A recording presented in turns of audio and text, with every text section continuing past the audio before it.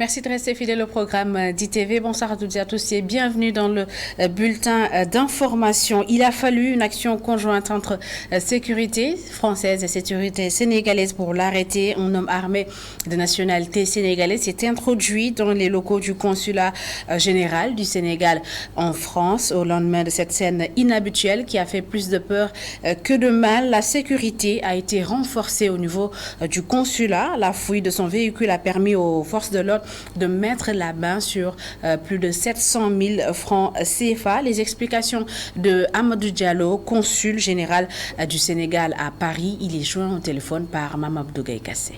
Effectivement, le consulat a subi hier une visite d'un compatriote que nous n'avons pas l'habitude de recevoir, qui est venu armé, donc armes blanches et du matériel pour pouvoir entrer partout.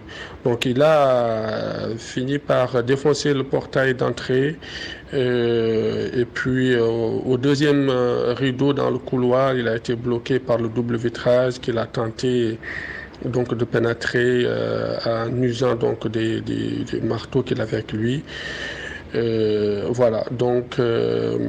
Quand il est ressorti, sachant que ça passerait pas, il est ressorti, il a pu accrocher une corde au premier étage. Donc il a escaladé facilement la façade pour arriver au premier étage, qu'il a tenté de briser et de dénouer le drapeau qui était au premier étage.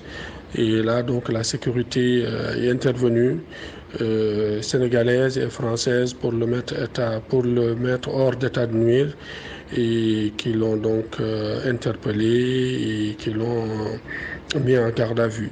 Une enquête est ouverte et, comme je l'ai indiqué, nous ferons connaître les résultats de cette enquête. Voilà. Mais au niveau, c'est vrai que c'est une première pour nous, mais pas plus d'inquiétude que ça. C'est juste que nous allons être de plus en plus vigilants, mais le consulat est ouvert demain, après-demain, tous les jours, du lundi au vendredi, de 9h à 17h, avec une heure de pause à 13h. Et puis la gendarmerie nationale en action contre le trafic de bois en Casamance, une série d'interventions menées dans la semaine du 11 au 18 août 2022 a permis de mettre la main sur 5 trafiquants de bois dans la localité de Goudomp et celle de Bunkiling. Les personnes arrêtées ont été mises à la disposition des autorités judiciaires. Voici le capitaine Mohamed Diouf, commandant de la compagnie de gendarmerie de Sédhiou. Dans le cadre de la lutte contre le trafic de bois, le haut commandement de la gendarmerie nationale a mis à la disposition des unités engagées d'importants moyens. Ainsi, le commandant de la Légion de gendarmerie sud a donné des instructions fermes concernant la surveillance des axes routiers, notamment la RN4 et la RN6 qui traversent la région de Sédhiou. Poursuivant nos opérations, la brigade territoriale de Samine et la brigade de proximité de Tanaf ont immobilisé un camion transportant du bois dont la coupe était illicite. Les bois coupés venaient des forêts des arrondissements de Djibanda et Sibandi Brasso.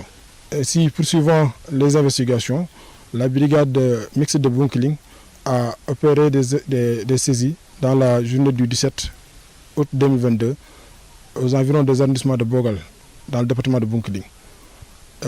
D'importants stocks de bois ont été trouvés dans la forêt de Saré-Capitaine.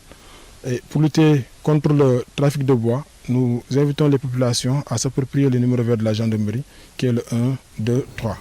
Et au même moment, le général Cheikh Ouad, chef d'état-major de l'armée sénégalaise, a effectué une visite en Guinée-Bissau, une première depuis le déploiement des forces sénégalaises dans le cadre de la mission d'appui pour la stabilisation de la Guinée-Bissau. Au menu des discussions avec son homologue bissau-guinéen, la question de la Casamance, la Guinée-Bissau, a été chargée comme partie garante de superviser le cantonnement et la collecte des armes des rebelles à partir partir du mois d'octobre. Les habitants de Kaya ne veulent plus de l'usine de fabrique d'huile et de farine de poisson Bara, Sénégal. Ils estiment que les activités de l'usine menacent leur cadre de vie. Ils ont organisé une manifestation pacifique à Kayar. Les détails avec Isidore Alexandre Sen. De l'électricité dans le ciel, gris de Kayar ce 20 août.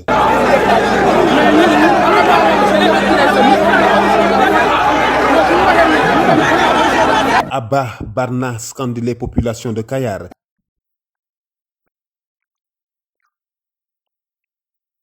L'usine de production d'huile et de farine de poisson serait la source de beaucoup de désagréments dans la zone.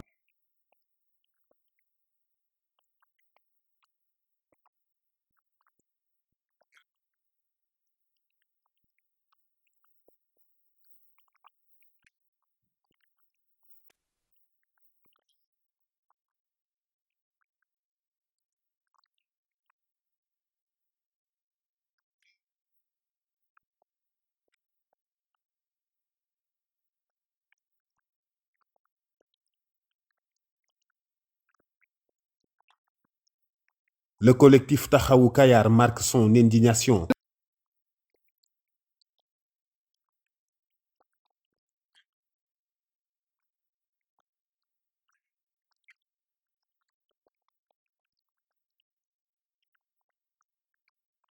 Kayar, commune de pêcheurs, est aussi victime de la raréfaction du poisson. Là aussi, Barna, Sénégal, est pointé du doigt.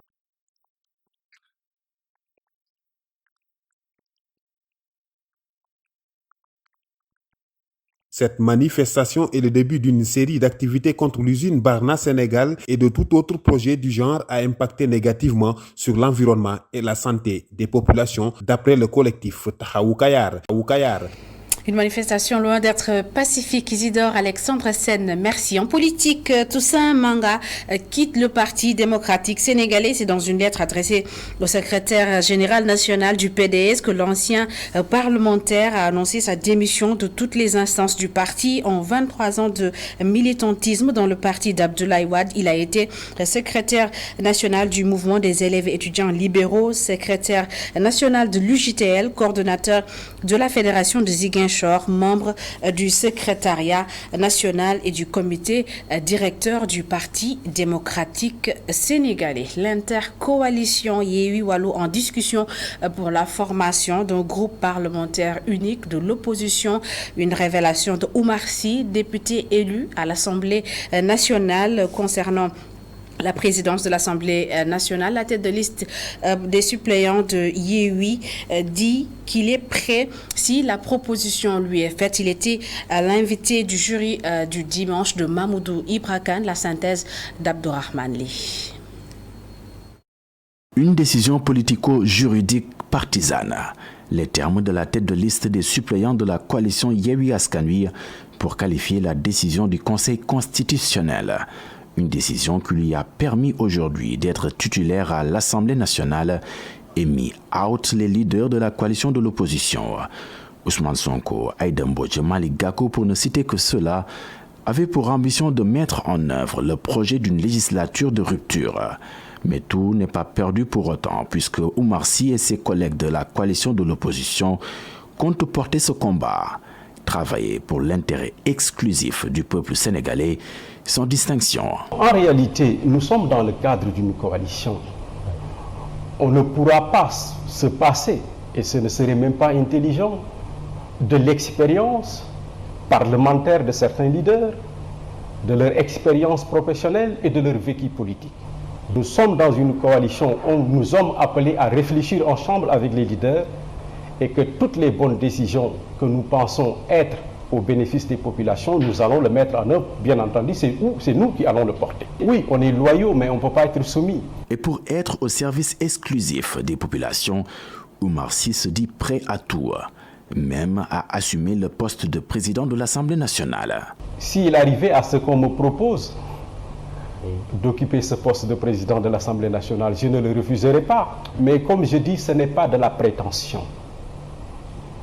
C'est tout simplement, pour moi, une station qui permet de travailler pour son pays.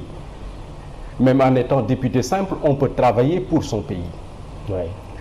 Parce que être président de l'Assemblée nationale, pour moi, ça n'a rien d'extraordinaire. Si vous jugez que vous en avez les compétences, et vous en avez l'ambition. Vous en avez la compétence et l'ambition. Je le pense. La question n'étant pour le moment pas tranchée au sein de la coalition, Oumar Sy, militant du Parti de l'Espoir et de la Modernité de Habib Sy, précise à qui veut l'entendre qu'il n'est pas novice en politique.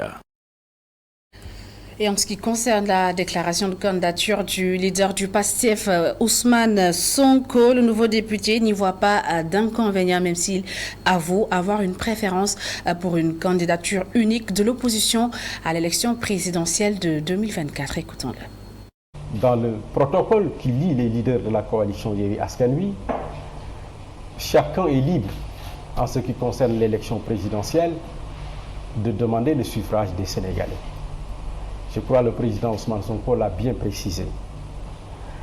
Mais si vous me demandez ma conviction personnelle, oui,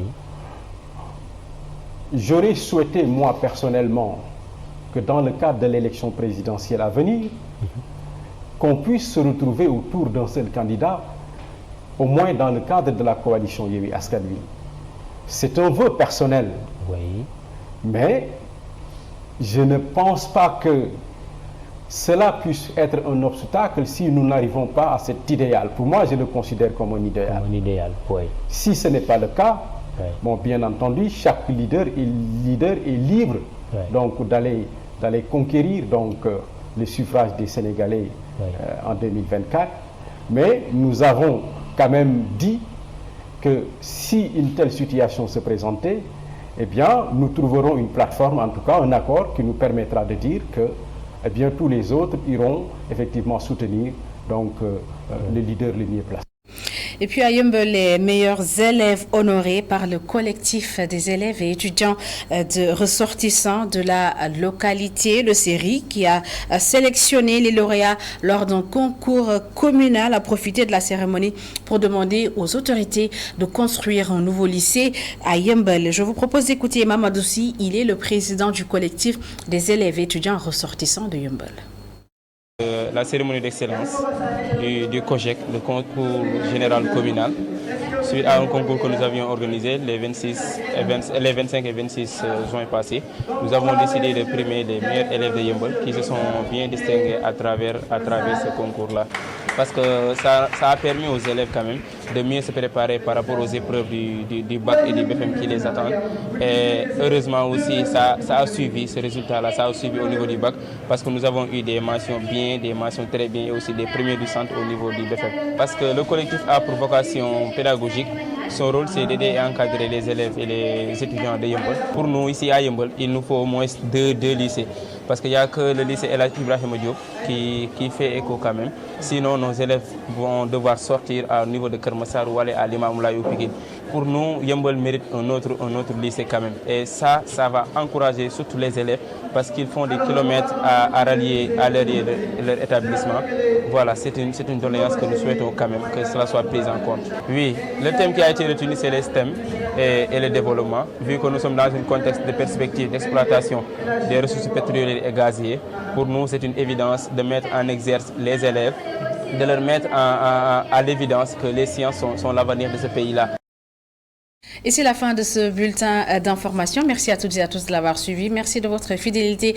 Merci à toutes les équipes à la régie. Retrouvez Our Job tout de suite pour la suite de la totale dimanche. Bonne fin de programme.